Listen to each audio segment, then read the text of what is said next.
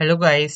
आज की वीडियो में हम बात करेंगे पर्सन के बारे में, यानी कि हमने पिछले में बात की थी, जैसे सेक्शन 4 में हमने देखा था कि हम इन चार्जिंग चार्जिंग करते हैं इनकम टैक्स को कहाँ चार्ज करते हैं।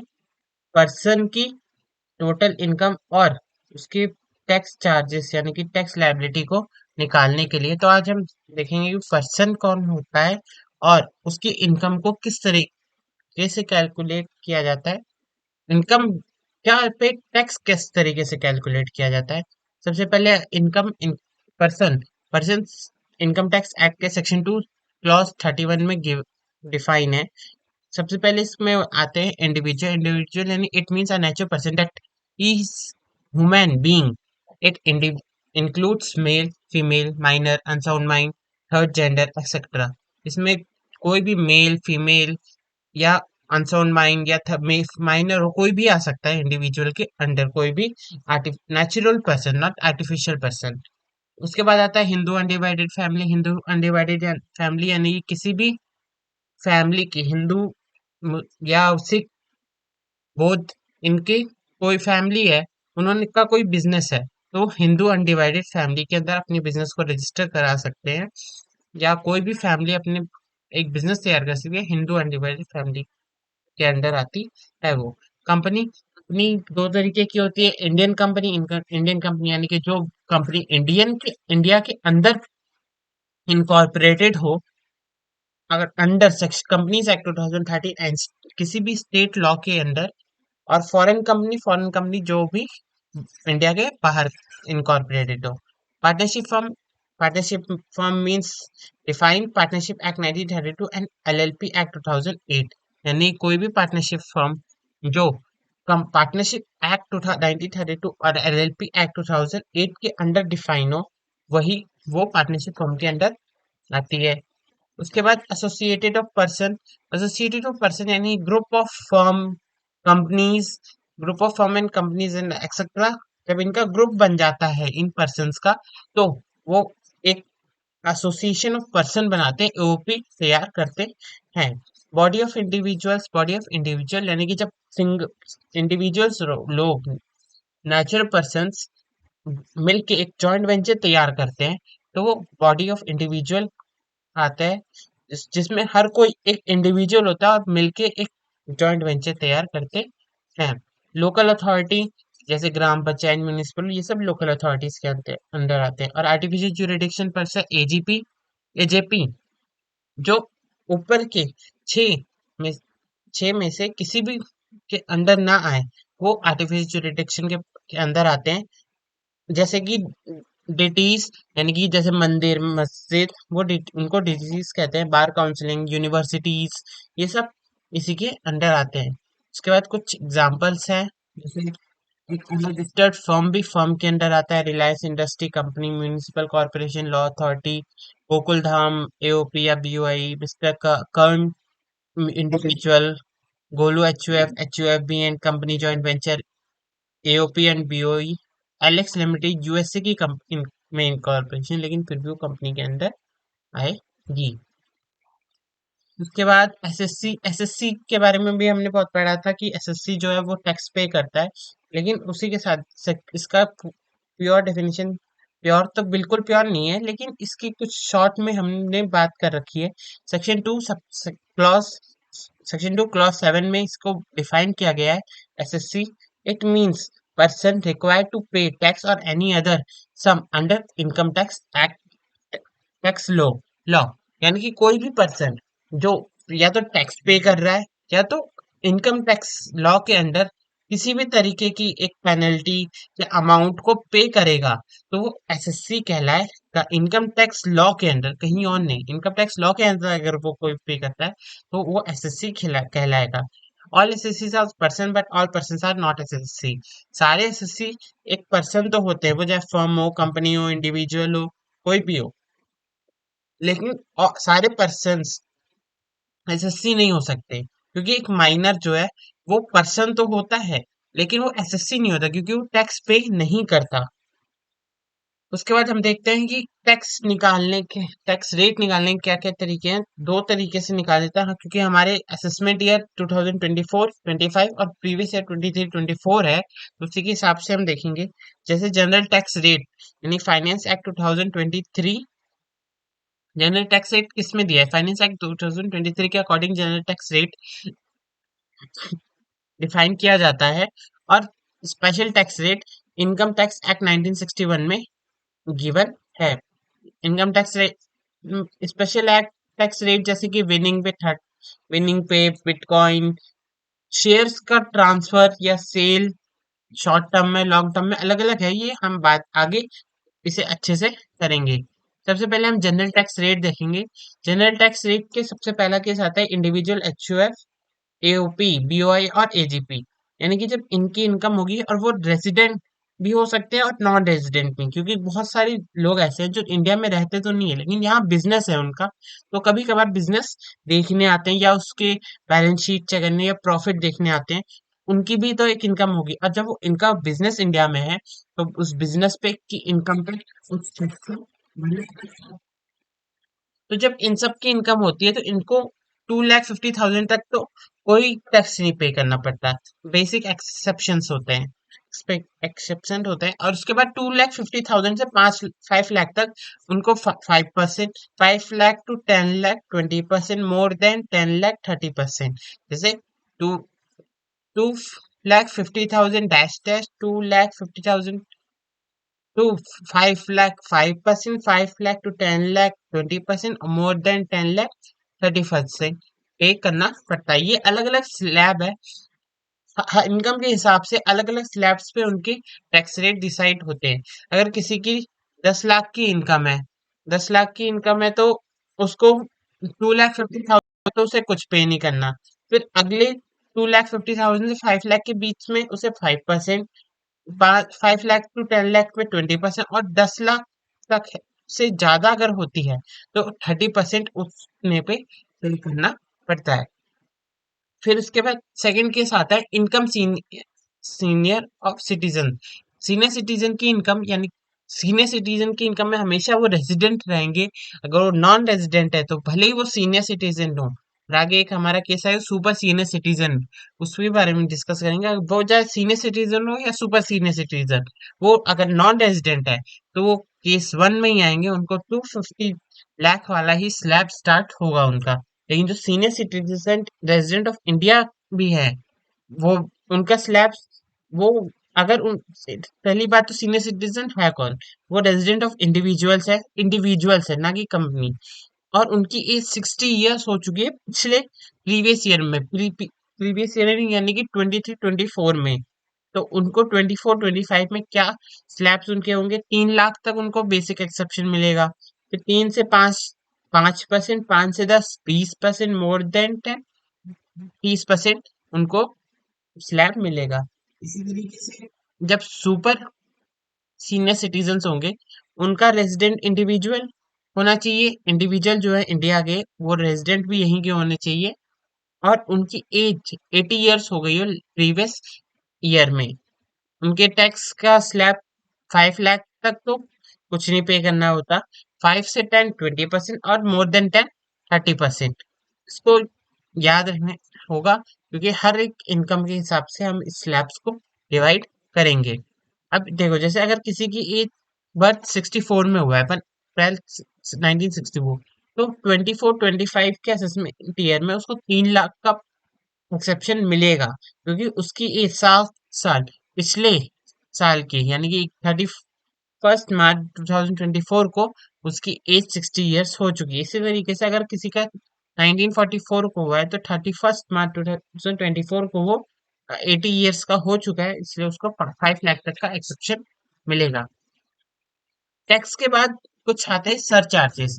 सर चार्जेस उनको पे करने होते हैं जो जिनकी इनकम बहुत ही ज्यादा है। जैसे हमारे पास जो पार्ट्स अलग अलग पार्ट्स में डिवाइड है, ये स्लैब्स में नहीं है, पार्ट्स में है। यानी कि अगर उनकी इनकम उतनी है तो उस डायरेक्ट उतने परसेंट उनके टैक्स पे इंक्लूड हो जाएगा, और बाकी का नहीं होगा। जैसे पहले एक 50 लाख का है, अगर किसी की इनकम 50 लाख तक है तो उसको कोई सरचार्ज पे नहीं करना पड़ेगा, ये एडिशनल फीस टैक्स होता है। जो हम पहले टैक्स देंगे उसी पे और इंक्रीज होगा ये। 50 लाख टू 1 करोड़ तक 10%, 1 से 2 करोड़ 15%, 2 से 5 25%, more than 5 crore 37% of tax पे करना पड़ेगा। उससे एडिशनल में आपको सरचार्ज लगे ना लगे, लेकिन आपको एक चीज और पे करनी पड़ेगी, हेल्थ एंड एजुकेशन फीस। ये 4% होगी और ये हमेशा एप्लीकेबल होगी, आपको भले ही कितना भी टैक्स पे करना पड़े। फिर उसके बाद note total income of and net tax liability always round of, यानी कि नियरेस्ट ₹10 में कोई भी टोटल इनकम हो या टैक्स लाइबिलिटी हो वो राउंड ऑफ हो जाएगी। जैसे एग्जांपल देखें तो 29,904 है, तो उसको राउंड ऑफ कर देंगे 29,900 में। 29,905 है तो 29,910, एंड 908 है तो 910 में वो राउंड ऑफ हो जाएगी। उसके बाद हम कुछ क्वेश्चंस देखते हैं। जैसे total income of mister BV age 34 years is 15,60,000, can tax liability for assessment year 24-25 and previous year 23-24, ignore section 115 DAC। इसके बारे में हम बाद में बात करेंगे जब आगे अच्छे से इसको पढ़ेंगे। तो उसके बाद सॉल्यूशन देखते हैं। अब इनकम टैक्स कैलकुलेट कैसे कर रहे हैं। सबसे पहले स्लैब 1 होगा 2,50,000 का, जिसपे कोई इनकम नहीं होगी, इनकम पे कोई टैक्स नहीं होगा। फिर अगला स्लैब आ जाएगा 250 से 500 लाख का, उसके बीच में डिफरेंस कितना है 250 का, तो 250 पे 5% 12,500, फिर 5 से 10 पे 5 लाख, यानी कि उस पे 20% 1 लाख। ये दो रेट आपको हमेशा याद रखने पड़ेंगे जहां भी 250 का केस आएगा, जहां भी एक्सेप्शन 250 वाला होगा, वहां पे ये दोनों हमेशा याद रखने पड़ेंगे। अगर किसी की इनकम 10 लाख या उससे ज्यादा है तो ये दोनों हमेशा सेम रहेगा, क्योंकि ये क्वेश्चंस मैक्सिमम चांस है कि एमसीक्यू बेस्ड आएंगे, केस सिनेरियो बेस्ड आएंगे। तो अगर हम इसको बार बार कैलकुलेट करेंगे तो हमें उसमें टाइम जाएगा, और इसको अगर हम याद रखते हैं तो इससे हमें बहुत सारा टाइम बच जाएगा कैलकुलेशन में। उसके बाद 10 लाख से ज्यादा है उसकी कैलकुलेट करनी पड़ेगी 30% के साथ, 168,000 आ रहा है। अब उसके बाद ये इस हो गई इनकी टोटल टैक्स पेबल, उनको टोटल टैक्स कितना पे करना है। लेकिन सर चार्जेस कहाँ लगते हैं, सर चार्जेस लगते हैं कि स्टार्टिंग की 50 लाख से ऊपर वाले की होती है, लेकिन इनकी इसमें इनकम कितनी है 15 लाख, तो 60,000, तो इस पे कोई टैक्स चार्जेस नहीं लगेगा। तो जब सर चार्जेस नहीं लगेगा तो इसके बाद इस पे हेल्थ एंड एजुकेशन तो लगेगा ही, वो भले ही सर चार्जेस लगे ना लगे, हेल्थ एंड एजुकेशन पे करना ही पड़ेगा। तो 11,220, तो ये आ गया 2,91,720। इसके साथ एक क्वेश्चन और क्वेश्चन देखते हैं। जैसे total income of mister Hari age 62 years, तो इसमें ही is resident of India, resident of India है, तो केस 2 लग जाएगा 62, 64 लाख इनकी इनकम है, इनका टैक्स निकालना है। तो अब टैक्स निकालने का सही है, केस 2 वाला स्लैब लगाएंगे 3 लाख। उसके बाद 3 से 5 लाख 5% पे 10,000, 5 से 10 लाख 20% पे 1 लाख। यहाँ भी सेम केस है, इन दोनों केस में टैक्स रेट हमेशा सेम रहेगा। अगर किसी की भी 10 लाख या उससे ज्यादा इनकम है तो इसको आप याद रखोगे तो आपको बहुत फायदा होगा क्वेश्चन प्रैक्टिस करने में। 10 लाख से 64 लाख 30%, 16,20,000, 17,30,000 इसकी इनकी टोटल टैक्स आ गया। उसके बाद इनकी हमने देखा क्या है, इनकम जो है 64 लाख से ज्यादा है, और 64 लाख से ज्यादा होती है तो यानी 50 लाख से 64 लाख के बीच में होती है, 64 लाख है तो उस पर 10% का टैक्स लगेगा। 10% का ऑन ऑफ टैक्स, यानी कि 17,30,000 इनकी टैक्स है, उसका 10% 1,67,000 1,73,000 उस पर टैक्स लगेगा, ऐड कर देंगे। उसके बाद 4% हेल्थ एंड एजुकेशन, और उनका इनकम टैक्स आ जाएगा, टैक्स उनको कितना पे करना है। ये एमसीक्यू बेस है, तो अगर इसकी 2-3 पॉइंट्स तो आपको नॉर्मली अगर लर्न रखोगे तो याद आएगा। जैसे कि 2,50,000 वाले में फर्स्ट टू लाइव टैक्सेस के रेट, अगले वाले में 3 लाख वाले में फर्स्ट पहले दो के, इस तरीके से आप सॉल्व करने में जल्दी हो जाएगी। अच्छा, इस ये क्वेश्चन देखिए, जैसे मिस्टर सैम नॉन रेजिडेंट है, नॉन रेजिडेंट है, तो एज हमें एज 82 है। अब 82 एज देखेंगे तो थर्ड स्लैब, लेकिन ये है नॉन रेजिडेंट, और जब नॉन रेजिडेंट होते हैं तो उसमें केस वन ही लगता है, भले ही उनकी एज क्या कोई भी हो। तो उनकी इनकम कितनी है, 1 लाख 20, 1 करोड़ 20 लाख 30,000। तो उस पे सिंपल है, 2 लाख 50,000 का स्लैब तैयार वाला तैयार हो जाएगा। सारे इनकम्स पे टैक्स कैलकुलेट करेंगे। फिर उनकी इनकम 1 करोड़ से भी ज्यादा, 1 करोड़ से ज्यादा पे 15% का टैक्स रेट लगता है, सर चार्जेस। तो हम सर चार्जेस चार्ज करके फिर उसके बाद हेल्थ एंड एजुकेशन, इसको कभी नहीं बोलना, ये हमेशा लगेगा। सर चार्जेस पे करने हो चाहे ना करने हो। उसके बाद टैक्स पेबल आ जाएगा, इसका राउंड ऑफ करा जाए, अगर हम इसे राउंड ऑफ करें तो ये 4092,110 में आ जाएगा, 40,92,110। अब अगला क्वेश्चन देखते हैं। अब देखो, mister BB resident of individual, resident और इंडिविजुअल दोनों है। Age 34, first case. Total income 50,20,000। Tax calculate tax liability. अब टैक्स लाइबिलिटी कैलकुलेट करनी है। अब देखो इसमें इनकम क्या है, 20,000 ही ज्यादा है। अब देखो इसकी अगर हम नॉर्मल कैलकुलेशन करते हैं तो हमारी क्या आएगी, नॉर्मल कैलकुलेशन करोगे हमारी टैक्स आएगा 14,50,350। फिर सरचार्जेस 10% भी इंक्लूड होगा, तो ये हमारी इनकम टैक्स आएगा टोटल। अब देखो अगर हम 50-20,000 जो है उसकी ज्यादा इनकम ना होती, 50 लाख ही इनकम होती, तो उसका टैक्स क्या बनता, उसका टैक्स बनता 13,12,500। 13,12,500। अगर उसमें उसने एडिशनल जो उसकी इनकम हुई है, उसने 20,000 ज्यादा इनकम हुई है 50 लाख से, उसको ऐड करता तो उसकी इनकम की टैक्स कितना बनता, 13,32,500। बल्कि मतलब कि अगर वो अपनी 20,000 इनकम को अपने इनकम में लगाने की जगह वो गवर्नमेंट को पे कर दे, तो उसकी टैक्स जो है वो इनकम पुराने वाले टैक्स से ज्यादा आएगी, इस वाले टैक्स से 50,20,000 वाले टैक्स से कम हो जाएगी, 50 लाख वाली टैक्स, अगर वो 20,000 इनकम गवर्नमेंट को पे कर देता है तो इसको करने के लिए हम बार बार ये और ये बना के तो देखेंगे नहीं। तो सबसे इजी तरीका है कि 50 लाख तक वाली इन टेक्सेस को आपको याद रख लो, जैसे क्वेश्चन प्रैक्टिस करो उसको याद रखो, जैसे वो हमेशा 13,12,500 ही आएगा टैक्सेस पे। ठीक है, उसके बाद 13,12,500, और जो हमारा डिफरेंस है 50 लाख से, जितनी भी इनकम है 50 लाख से ज्यादा, 50 लाख से ज्यादा जितनी भी इनकम है, जैसे यहाँ 20,000 है तो उसको ऐड कर दो, और क्या बन रहा है हमारा, 13,32,500। 13,32,500 और 14,50,350, इन दोनों में से जो भी कम होगा, ये होता है रिस्ट्रिक्टेड टू, यानी प्राइस इज रिस्ट्रिक्टेड टू या टैक्स इज रिस्ट्रिक्टेड टू। इन दोनों में से जो मिनिमम होगा उसको हम आगे कंटिन्यू करेंगे, जैसे ये 13,32,500 या मिनिमम था, तो उसको आगे कंटिन्यू करेंगे, और उसमें हेल्थ एंड एजुकेशन फीस जोड़कर हम टैक्स पेबल कर देंगे, मतलब टैक्स हमें उतना ही पे करना होगा, उससे ज्यादा पे करना नहीं होगा।